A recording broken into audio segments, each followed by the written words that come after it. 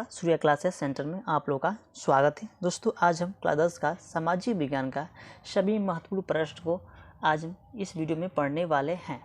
ठीक, अगर देखिए पेपर में हमको आग लगा देना है। ठीक, आग कैसे लगेंगे? जब आप इस क्वेश्चन को ध्यान से देखेंगे, पढ़ेंगे, समझेंगे, तभी आप लोग पेपर में जाकर वहाँ पे आग लगा सकते हैं। आग वो नहीं लगाना है बच्चों, मतलब क्वेश्चन को हल करके आना है। ठीक ना, ये नहीं कि बोर्ड में जाए माचिस लेकर उसमें पन्ना को फूंक दो, नहीं, इसको पढ़कर आग लगाना है। ठीक, तो इसमें हम सभी महत्वपूर्ण प्रश्न, बहुविकल्पीय प्रश्न बताएंगे जो हर साल पूछा जाता है। ठीक ना, तो जितना भी आप लोग सामाजिक विज्ञान में नंबर लाना चाहते हैं, तो इस जितना आपको हम बहुविकल्पीय प्रश्न बता रहे हैं, इसको आपको सभी को ध्यान से देखना है और पढ़ना है और समझना है। ठीक ना, तो चलिए बच्चों हम स्टार्ट करते हैं। ठीक है, पहला क्वेश्चन देखते हैं। दिया है कि फ्रांसीसी क्रांति का प्रारंभ किस वर्ष हुआ? जो फ्रांसीसी है इसका क्रांति का प्रारंभ यानी कि स्टार्ट किस वर्ष हुआ, हमको ये बताना है। दिया है कि 1788 ईस्वी में हुआ, कि 1790 ईस्वी में हुआ, कि 1789 ईस्वी में हुआ, कि 1991 ईस्वी में हुआ। ठीक, हमको ये बताना है।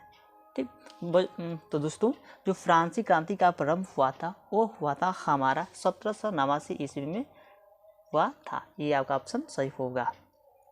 चलिए दूसरा देखते हैं। दूसरा दिया कि फ्रांस में गणतंत्र की घोषणा किस वर्ष हुई? घोषणा किस वर्ष हुई? फ्रांस में गणतंत्र की घोषणा किस वर्ष हुई? दिया कि 1815 ईस्वी में, 1848 ईस्वी में हुआ था, कि 1830 ईस्वी में हुआ था, या 1871 ईस्वी में हुआ था। ठीक, तो हमको ये बताना कि जो फ्रांस है इसका फ्रांस में गणतंत्र की घोषणा किस वर्ष हुआ, हमको ये बताना। ठीक, जो फ्रांस में गणतंत्र की घोषणा हुआ था वो हुआ था हमारा 1848 ईस्वी में हुआ था। आपका ये ऑप्शन सही होगा। चलिए तीसरा देखते हैं। तीसरा दिया कि राष्ट्रवाद प्रारंभ किस देश में हुआ? वह है राष्ट्रवाद प्रारंभ जिस देश से हुआ वह है, हमको ये बताना है। यहाँ पे दिया है पहला ऑप्शन जर्मनी दिया है, फ्रांस दिया है, कि इटली, कि इंग्लैंड। ठीक, जो राष्ट्रवाद प्रारंभ जिस देश से हुआ था वो है हमारा बच्चों, वो है हमारा फ्रांस से हुआ था। आपका ये ऑप्शन सही होगा।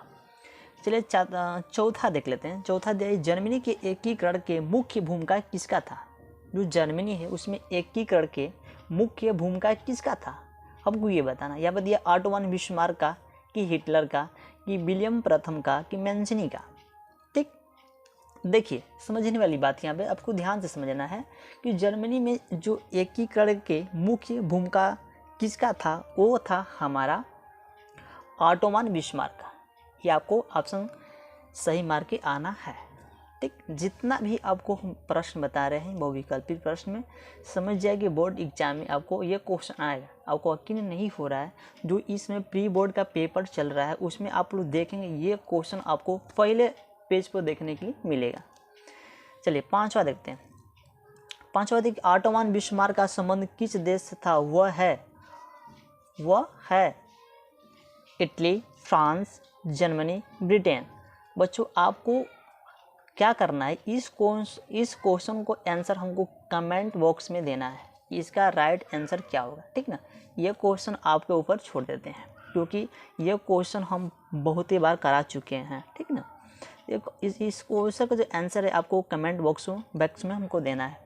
चलिए छुआ देखते हैं। छुआ दे राष्ट्रवाद का प्रारंभ जिस देश से हुआ, राष्ट्रवाद का प्रारंभ किस देश से हुआ, हमको ये बताना किस देश से हुआ। जर्मनी से हुआ, कि फ्रांस से, कि इटली से, कि इंग्लैंड से। देखिए ये क्वेश्चन को हम 2 बार लिख दिए। ठीक ना, उसके लिए सॉरी बच्चों।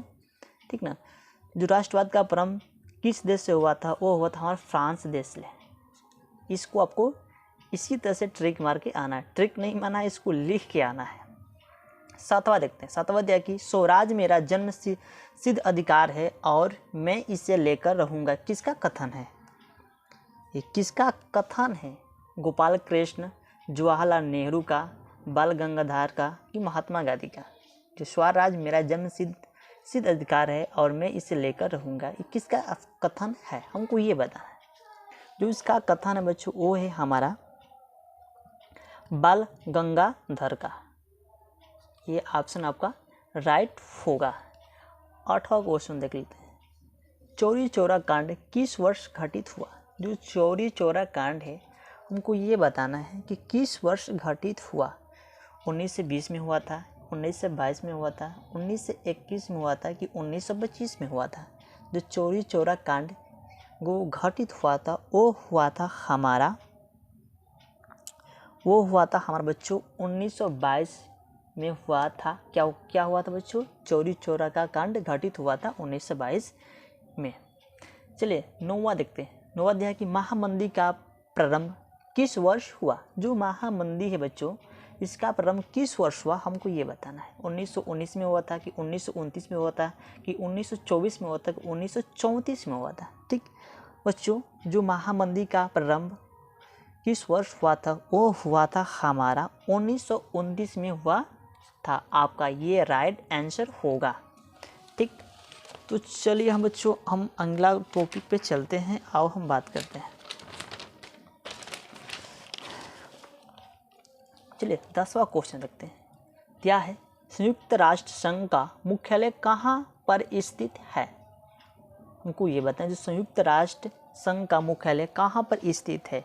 क्या कि वाशिंगटन न्यूयॉर्क दिया है कि जिनेवा दिया कि ऑस्ट्रिया दिया है।